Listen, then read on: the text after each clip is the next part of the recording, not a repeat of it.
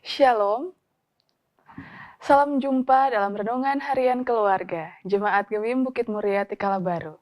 Di hari ini, hari Jumat, tanggal 31 Maret 2023. Apakah saudara-saudara sekalian sudah minum kopi, teh, atau susu dan sejenisnya? Memang secangkir kopi, teh, dan susu itu menghangatkan hari di pagi hari ini. Tetapi firman Tuhan menguatkan hati ketika menjalani setiap aktivitas di hari ini. Maka daripada itu saya mengajak kita sekalian untuk sejenak merenungkan firman Tuhan. Mari kita berdoa.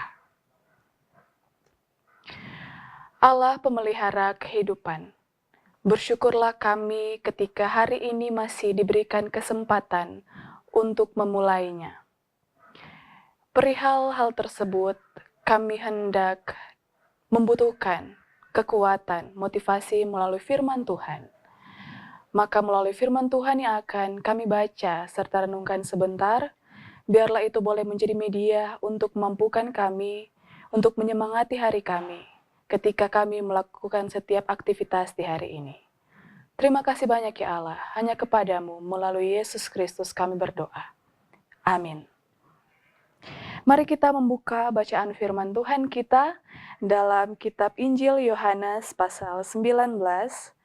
Kitab Injil Yohanes pasal 19 ayat 12 dan ayat 13. Firman Tuhan tertulis demikian. Sejak itu Pilatus berusaha untuk membebaskan dia, tetapi orang-orang Yahudi berteriak, "Jikalau engkau membebaskan dia, engkau bukanlah sahabat Kaisar. Setiap orang yang menganggap dirinya sebagai raja, ia melawan Kaisar." Ketika Pilatus mendengar perkataan itu, ia menyuruh membawa Yesus keluar, dan ia duduk di kursi pengadilan di tempat yang bernama Litostrotos, dalam bahasa Ibrani, Gabata. Keluarga Kristen yang dikasihi dan diberkati oleh Tuhan kita Yesus Kristus. Apa kabarnya hari ini? Bagaimana aktivitas perjalanan kehidupan Bapak Ibu di sepanjang bulan Maret ini? Kita tiba di penghujung bulan, tanggal 31 Maret. Kita dihantar lagi untuk menghayati minggu-minggu sengsara Yesus Kristus. Kita tiba pada bacaan firman Tuhan perihal Yesus dihukum mati. Ada dua ayat yang boleh kita baca bersama tadi. Tetapi saya mengajak kita sekalian untuk memperhatikan kalimat awalnya pada ayat 12. Sejak itu, Pilatus berusaha untuk membebaskan dia. Kata sejak itu merupakan rujukan yang menunjuk kepada ayat-ayat sebelumnya. Ada peristiwa apa? Ternyata pada ayat-ayat sebelumnya ada percakapan yang dilakukan oleh Pontius dengan Yesus. Perihal ayat 10 dan ayat 11. Ternyata Pilatus menganggap dirinya berkuasa untuk membebaskan maupun menjatuhi hukuman kepada Yesus. Tetapi Yesus dengan jawaban yang sangat luar biasa memberikan penekanan bahwa ternyata dia tidak punya kuasa. Dalam hal ini dia Pilatus. Pilatus tak punya kuasa kepada Yesus dalam hal ini. Sehingga ada upaya-upaya yang dilakukan. Karena Pilatus sadar, dari percakapan sebelum itu dia merasakan sesuatu hal. Dia berusaha untuk membebaskan dia, yaitu Yesus. Sehingga ada hasutan-hasutan dari orang-orang Yahudi pada waktu itu. Mereka menghasut Pilatus lagi dengan memakai kaisar. Karena Pilatus ini hanya wali negeri, sedangkan kaisar yang memerintah wilayah seluruhnya. Sehingga dia punya ketakutan bila mana kaisar tahu ada peristiwa yang gempar di wilayah Yudea, bisa jadi posisinya terancam dan sebagainya. Sehingga hasutan dari orang-orang Yahudi dengan menggunakan kaisar ini ternyata berhasil. Pada ayat yang ke-13, ketika Pilatus mendengar perkataan itu, lalu dibawalah ke tempat pengadilan dengan nama Litostrotos atau Gabata itu. Keluarga Kristen yang dikasihi dan diberkati oleh Tuhan kita Yesus Kristus. Usaha untuk menjadi benar dalam melakukan kebenaran tidaklah mudah. Usaha untuk mengambil keputusan yang benar Di tengah-tengah tantangan hidup pun tak mudah. Ada kalanya ada hasutan. Hasutan iblis yang menggoda agar supaya lari dari kebenaran itu. Ada kalanya, misalkan melihat tindakan jahat dari orang lain yang dilakukan kepada sesama lalu bungkam atas dasar takut.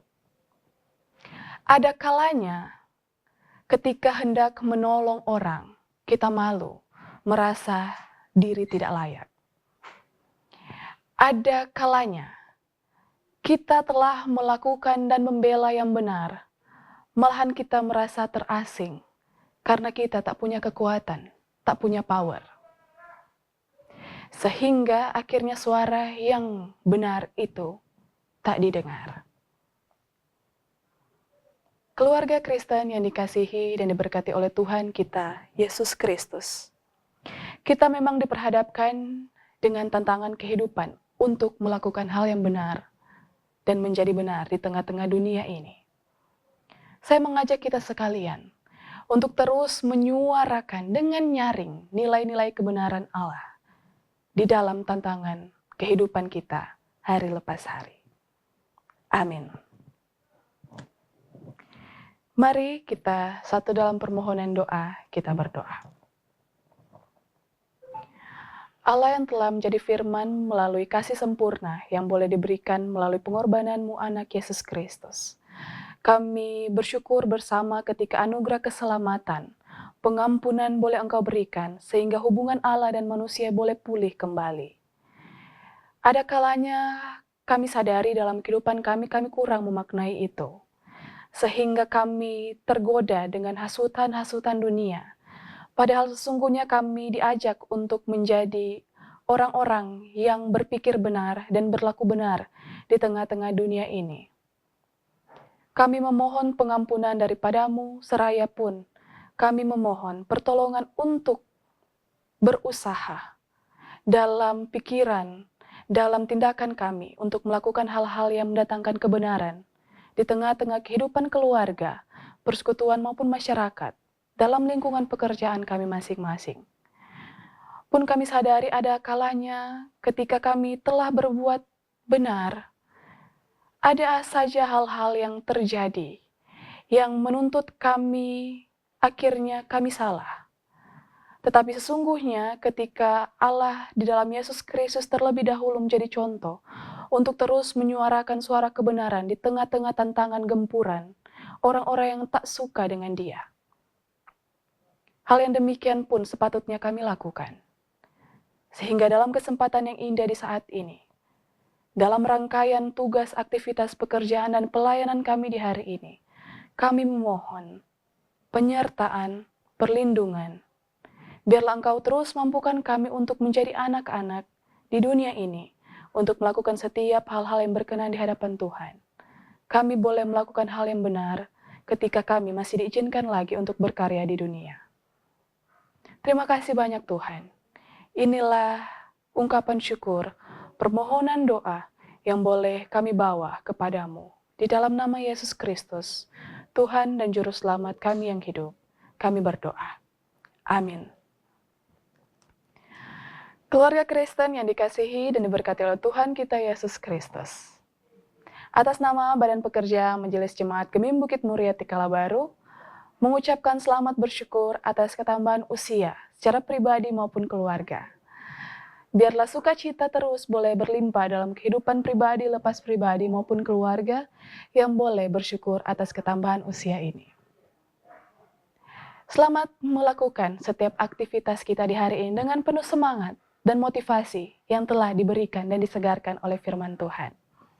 Sampai jumpa kembali dalam Renungan Harian Keluarga, Jemaat Gemim Bukit Muria Tikala Baru. Jangan lupa untuk subscribe dan like setiap konten dari akun ini.